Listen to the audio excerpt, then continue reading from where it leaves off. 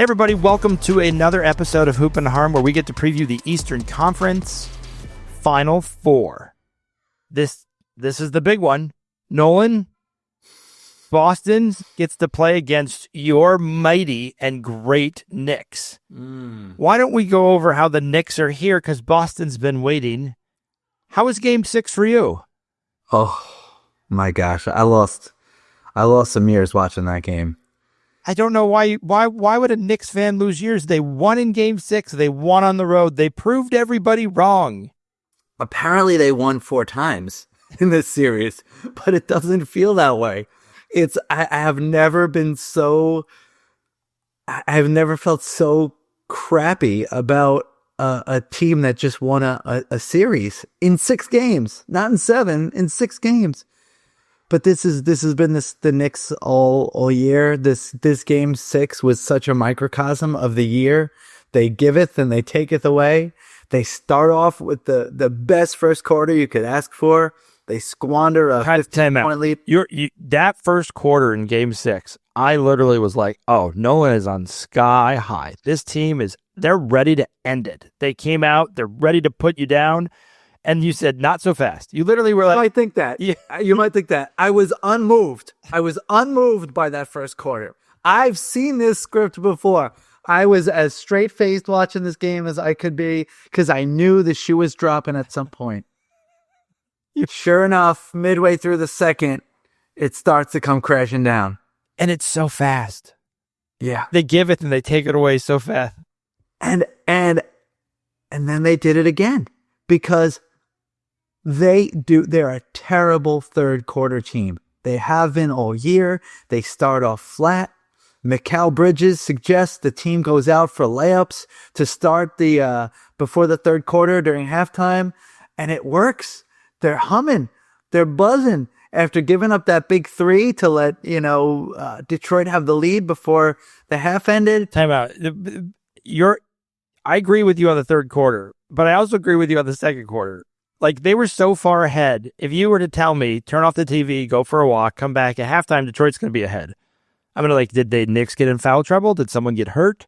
Yeah. Nope, none of that happened. The Knicks gave it away. They just gave it away. They just turned off the power. And then the third quarter, you told me they're terrible. They're a terrible start. They played great. Yeah. We were on top of everything. I was like, this is good. This is the end. Yeah, what were they up by 11 or something? They were fourth quarter. They were doing great. Yep.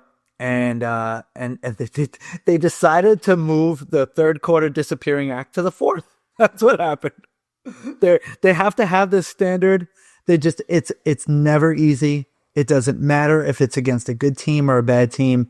It's never easy with them. They shoot themselves in the foot, and they put themselves in a position where they have to have the heroics, usually of Jalen Brunson. Now, he had some help from Bridges, who had an unbelievable tip in.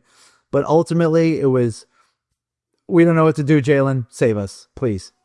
I also thought, I was so frustrated for you as a Knicks fan. I was so frustrated because I sat back and I was like, it's over. The Knicks lost this. They were down by, I think, 7.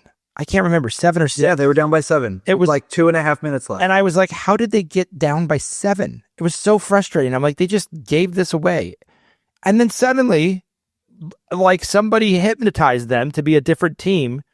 They just outplay, out-hustle, make a couple shots. To your point, they get the tip in.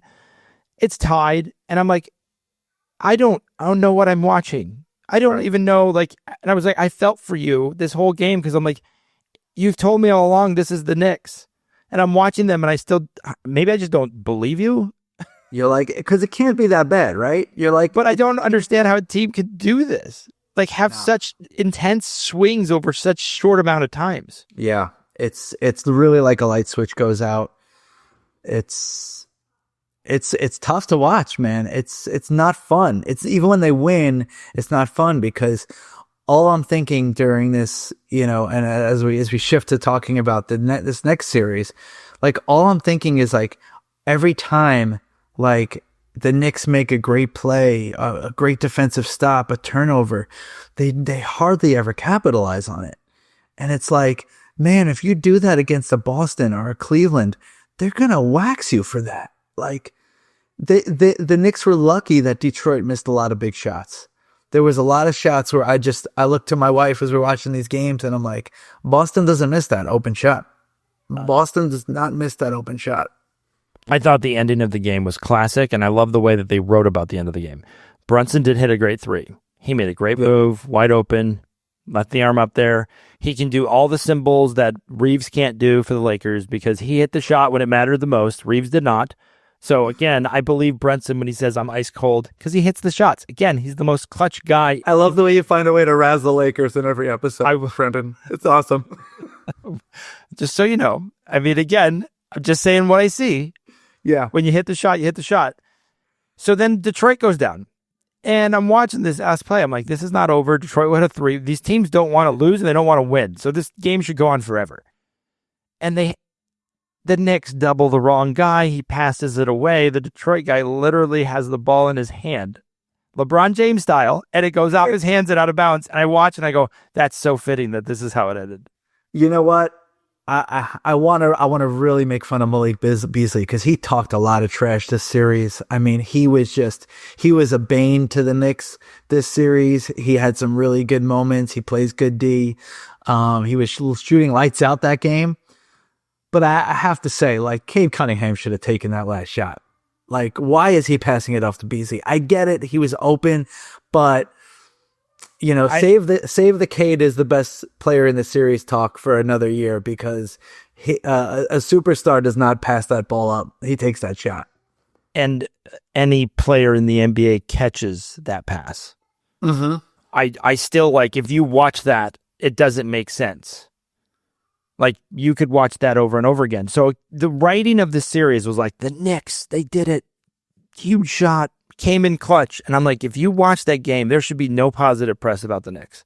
There shouldn't be. The Knicks were like, we got it. We gave it away. We got it. We gave it away. Literally, the only thing you could say, good for the Knicks, going into this next series, is that the Knicks, if they get themselves into a situation like this, they've pulled it out before. And maybe more experience with that kind of situation than any other team. Because no other team just lights itself on fire the way the Knicks do. All of the games with Detroit were close. So the Knicks, you could say, are battle-tested, or they are allowing themselves to be battle-tested. Now they face off against Boston. And I will say this, we both thought Boston was going to beat Orlando. Mm-hmm. Orlando did what a lot of teams are not done to Boston. They decided they were just going to try to beat them up. Yeah. That's all they did. And Boston complained about the aggressiveness and the fouls. And again, Boston won in 5. As they won in 5, yeah. And it wasn't even like, and Orlando literally was like, if you were allowed weapons, Orlando would have taken them. Yeah. They were like, we have no problem. This is what we have to do. You're in a drive. They're ready for Bill Lambier's combat basketball. I don't see the Knicks doing what Orlando did. I don't see that kind of aggression towards Boston. And they shouldn't need to, because they have enough offensive options on offense that they should be able to keep up with Boston. I mean, they need to play hard. They need to play aggressive. They need to lock down on defense and do it for 4 quarters. Not just, 2.5 or 1.5, whatever they typically do. But it's hard to envision it happening when you've just seen game after game after game. The Knicks are going to have a huge mental lapse at some point, if not multiple. After watching what I watched with the Knicks versus Detroit. Now, again, they won game 4 to go up 3-1 on a non-foul call. That Boston, we get that call 100 out of 100 times. We both know that. So that would have made it 2-2. And that changes everything because then now you're in game 7 and we're still sweating today. Yeah. Like you literally can't talk and you don't know what's going to happen and you feel very unconfident because, again, I also felt in that fourth quarter of the Knicks. Because all the pressure would have been on the Knicks to win that. But I thought they were up 3-1 and they're possibly going to go to game 7. And the way that they're going to this game 7 is so terrible. Yeah. But they won. So here they are. They face Boston, which is where they wanted to be. They wanted to be in the Final Four of the Eastern Conference, which is where they are. what we wanted last year, right? And so going against Boston, how do you feel as a Knicks fan? Because you know the Knicks are going to be excited about it. You go to Boston for the first 2 games. Do you feel the Knicks have they're in the series, so they have a shot. Like, what is the % of chances you get for them to take down Boston? Oh, man. No, I mean, to take them down, I give a very small percentage chance. You know, I just, they've not done it. The only competitive game they had against Boston all year, was at the end of the season, when Boston was almost at full strength. I mean, Jalen Brown basically took the game off. He played like 20 minutes or something and didn't play, wasn't super involved. But they had the rest of their starters in, but it was the end of the year. It didn't really matter. And they still lost. The Knicks still lost. I mean, it was a last, it was Tatum putting them away at the end with a big shot. So in the playoffs with a full roster, again, maybe there's a little bit more leniency with the aggressiveness and the toughness, and maybe the Knicks could use that to their advantage. But I don't feel confident. I say there's a very, very small chance. I say someone picks the Knicks and they, to win, bets on the Knicks to win, they're going to win a lot of money, because it's just highly unlikely. I'm looking at it. I'm what's the word? I'm trepidatiously entertained by it or intrigued by it, because I just want to see. I've wanted to see for 2 years now how the Knicks really fared against Boston in a playoff series. I would have felt better with last year's fully healthy squad than I do about this one, but here we are. So let's see what you got. But no, I don't expect them to pull it off. So for those that are watching on the NBA FanDuel, who they have predicted or projected, they have the Boston Celtics are plus 190 to win the championship. The Knicks are currently sitting, of the teams that are left, they are in the bottom 3 because they face Boston, so they're a plus 4,600. So to your point about like picking them to win the whole thing is quite a payoff. Picking them to win against Boston, I would probably say it's a similar massive payoff. Based on what I saw in the first round, I don't understand how I can't pick Boston. You can't not do it. Like, I could try to convince myself, but the problem that I have is when I watch the Knicks and I want to believe, to your point about Game 6, you're like, this team's ready, they're lighting it up, and then they're not, and they give the ball away, and now they're in a game. So, like, if Boston gets up by 20, I think the Knicks can come back. If the Knicks are up by 20, Boston will definitely come back. Yeah. Like, it's not even like I think. I know if Boston gets behind and the Knicks are hot, Boston will be back. I don't think any team plays the Celtics in a 7-game series and doesn't get blown out, like embarrassed out of the gym in at least 1 or 2 of those games. So I would expect at least one blowout from Boston. But, they're such a well-coached, well-oiled, well-constructed team that you'll also see games where the other team gives you their absolute best and Boston still finds a way to get through. So that's why I can't see the Knicks winning more than 1 game in this series. So you have it Boston in 5. I have Boston in 5. Honestly, and I'm saying that because I don't want to be that, rain on my own parade Knicks fan, like make everyone roll their eyes and just pick them to get swept. But part of me wants to do that. But I'll give them 1 game. I'll say, they make the right adjustments. They catch Boston on a night where the shots aren't going down as much, and maybe the Knicks can eke out a close one at home or something like that. I'm reminded of the finals when Boston played Dallas last year and was significantly better.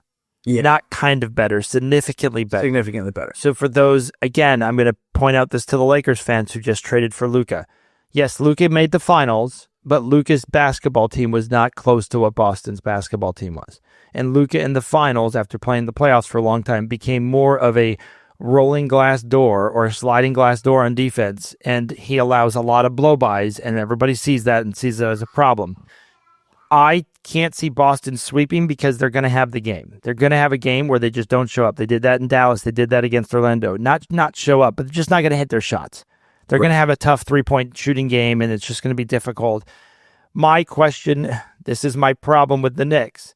When Boston has that game, do the Knicks also match them? Because they love to match the energy of the other team, and they don't put their foot on them, and then suddenly Boston hits the one shot to then sweep the Knicks. It could happen. I find it tough to buy a sweep.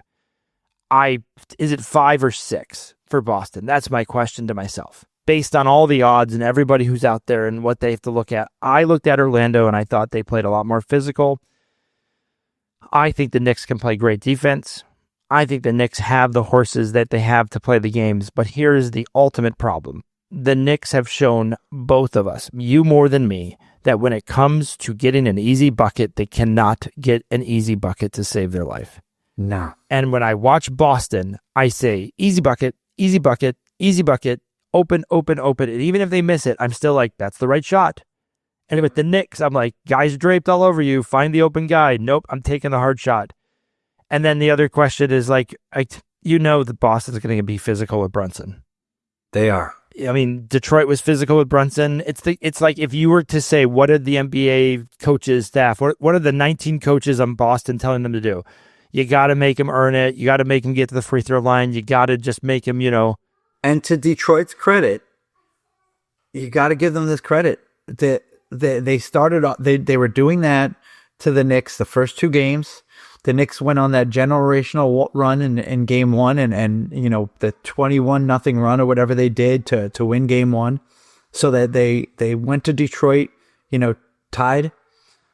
And the Knicks knew the coaching staff, so it was one time that they made a real adjustment. And they said, we're going to feature Cat in the beginning. And Cat killed Detroit in games 3 and 4. I mean, he really wrecked them. He was the reason they won game 3, and he was the reason that they were in the place to benefit from a missed foul call at the end of game 4. But after that, Detroit responded, and they found a way to both mitigate Cat and do what they could against Brunson. I mean, Brunson had to be super heroic to win that game 6 for them. So Boston is so much more capable of doing that than Detroit was. You think Boston's interior defense is better than Detroit's? I think it's more refined. That's a nice way of putting it. I was thinking they're not as tough, but the problem that Boston has, that all 5 guys shoot 3. And if I was going to say, like, what was the issue Minnesota had with Big Cat, is that they had him and Gobert, and then you have to cover the 3, and nothing for nothing, but Big Cat's not a 3-point coverage guy. No, he's not really an any coverage guy, so. You can't have that, sadly. Yeah. As much as I think the trade worked out for both teams, I think this is where the Knicks bid everybody adieu. And the only question that you as a Knicks fan has to have is, if you get swept, is this the end of the coaching staff? Is this a change? Do the Knicks have to retool everything because you're not close to Boston and you got to face them the next 5 years? If they had lost to Detroit, I would say that they got to seriously consider whether a new coach is what they need. I think that's still up for grabs if they get swept here, or even if they win, losing 5. But I think a case could also be made a couple more roster tweaks and give Thibodeau another shot next year. I think this is the advantage that Boston has being the 2 seed in all reality, is they get to play the Knicks. I think if they had to play Indiana, does Boston win? I think they would win, but I think it may be a 6-game series, not a 5. Per series. I feel like Boston has the nicer matchup going into the next round. I feel very strongly about Boston in the series. So do I. I don't feel, after watching the Knicks, like, I don't even know if it's like playing with your emotions as a fan. I don't know what it is, but it's cruel. What they do to fans is cruel. It's not fair. Like, they don't give you like, I can sit here and enjoy a beverage. My team's up by 20 and I know they're going to win by 10. No, my team's up by 20. I'm going to take this beverage and throw it because we're about to be down by 5. I'm going to make sure this beverage is something that is not going to be too unpleasant to puke later. that's the And later is like 10 minutes. That's the thing It's that's like, crazy oh, yeah. to me.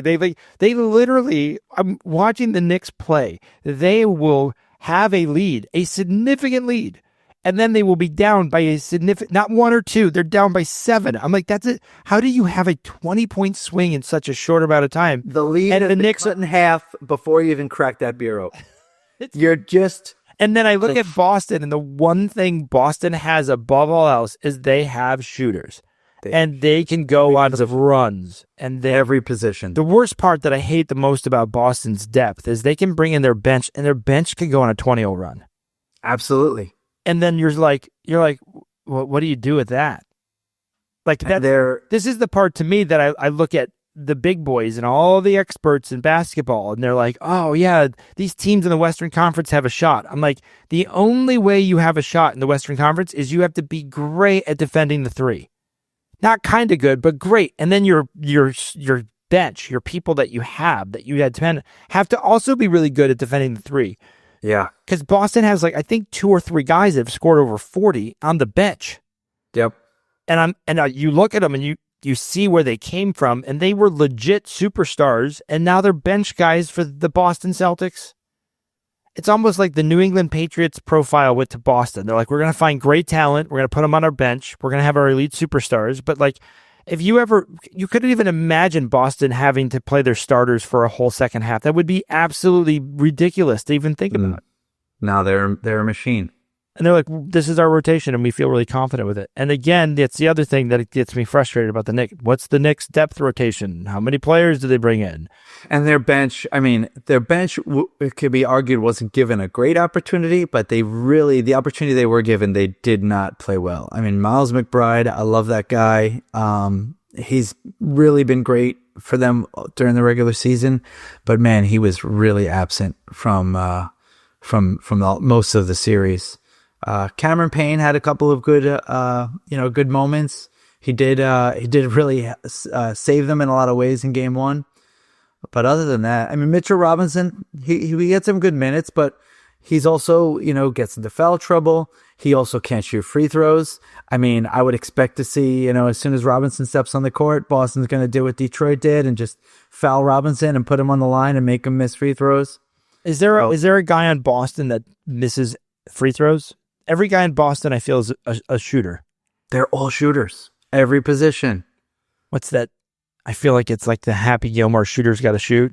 Shooter McGavin. That was it. Yeah. I just feel like they just bring in who's this? Who's this guy? This guy who doesn't look like he even dons a basketball jersey, and they just rains 5 threes in a row. And I'm like, of course that's guys on Boston. It's funny because every off season, you hear so many teams are just looking for shooters. They're going to they want to that's every GM's game plan is to just load up with shooters. But Boston's the only one that actually did it somehow.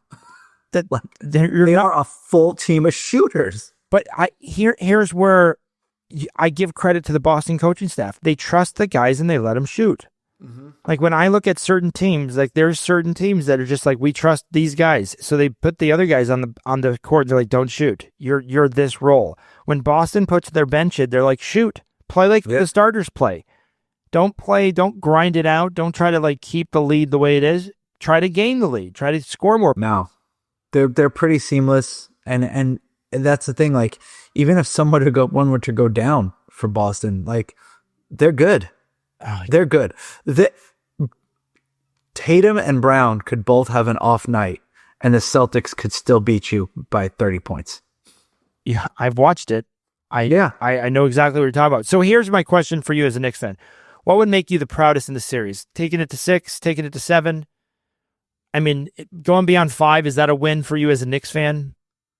Yeah. If you give me a 6-game series where they're close, where the games are competitive, where the Knicks just show incredible fight, I'll take that. I mean, it'd still be deflating because it's the Knicks don't have much ammo as far as making their team better and making a big move. They're salary caps. They have no draft picks. Right. The whole deal. So it would be a little depressing, but it would at least make me feel like, all right, we're in the conversation, we're in the chat still, and we just got to figure a way to finagle this roster a little bit more, and maybe we got a shot next year.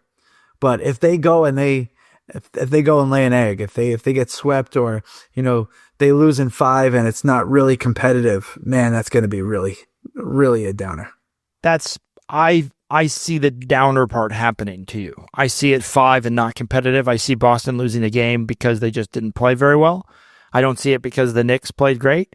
I just see they had an off shooting game. I do see in my brain, I can see a sweep for Boston. Sure. And it wouldn't surprise me. Like, again, the off shooting game for Brown and Tatum and their bench players go for 80. Like, that has happened. That could happen. And as much as I'm like, that's the most annoying part about Boston for me, is what you just said. Everybody in the NBA wants a bench like Boston, and nobody in the NBA has a bench like Boston. So it's a combination of the coaching staff and a combination of the GMs. And the other thing, in all reality, if I was going to say what team kind of makes you feel like they really use players, all of their players, the only other team that I would say uses a lot of players would be Houston. And guess where that coach came from? Boston. And I feel like Houston uses a lot of players and they trust their players. Yep. And like the other NBA teams that I watch, like when I watch the Knicks bring in their bench, you almost see them like a playpen, like they're kids. They're like, okay, here's what you're allowed to do. If you do anything out of that, I'm benching you immediately. I'm putting my starter back in. You're not playing the rest of the series. And like with Boston, I could see them like their bench guy doing a bunch of dumb things, and they go, yeah, that's out of the ordinary. You shouldn't be doing that. Just stick to your game. But I want you to play your game. I want you to play the game that we want you to play. Shoot 23s. I don't care. If you're feeling it, shoot it. And if you're not feeling it, keep shooting it, because that's why we have you. Like, there's no downside here. But like when you play with guys that are great, like that's the other part. Like you could legitimately say you're taking shots away from Tatum and Brown. Stop doing that. Yeah. Boston doesn't have that feeling. They're not worried about that. I don't even think that's a thought. And I swear to God, that's a thought like of so many teams in the NBA. You're taking away a shot from these great players. And it's like, or you're ripping the soul and the heart out of the team you're playing. Because nothing for nothing, when those Boston bench guys get going, it feels hopeless. It does. Like because Tatum and Brown are coming. Yeah, because it's like you're let's say you're being competitive with Brown and Tatum, and then it's close. You're only losing by 3 to 5 points or whatever. Brown and Tatum sit down, and you're like, all right, we get a breather, and then like these bench guys just come in and start just 3 after 3 after 3, and it's like they just blew up the lead. Yeah, this is going to be a really, really tough series. I can't in my brain picture the Knicks winning. No, without some terrible thing occurring, like an injury, and which nobody wants. Something like significantly. But even if if Brunson goes down, like not only the Knicks get swept, it's over. If Tatum goes down, I still think Boston wins. I do too. That's how crazy, like when I say that, like that doesn't even make sense, because if you say that about any other team, they lose. Like if Ant-Man goes down, I mean, you name any guy. Donovan Mitchell goes down for the Cavs, they're out. Indiana, they lose their star. Like Boston legitimately could lose a star and still win the series. Could they win the whole thing? Probably not. That may be asking a lot of players that are not used to that, but they are legitimately loaded. Mm-hmm. So I struggle with it. You have them. I have them in 5. You have Boston in 5. Just so everyone knows, Boston is currently second in the odds to win the championship, ahead of Cleveland. They're a plus 190. Cleveland's a plus 500, I believe, currently. I think that's right. I think that's spot on. I think that's. I know that the records are what they are, but I think Boston is the best team in the Eastern Conference.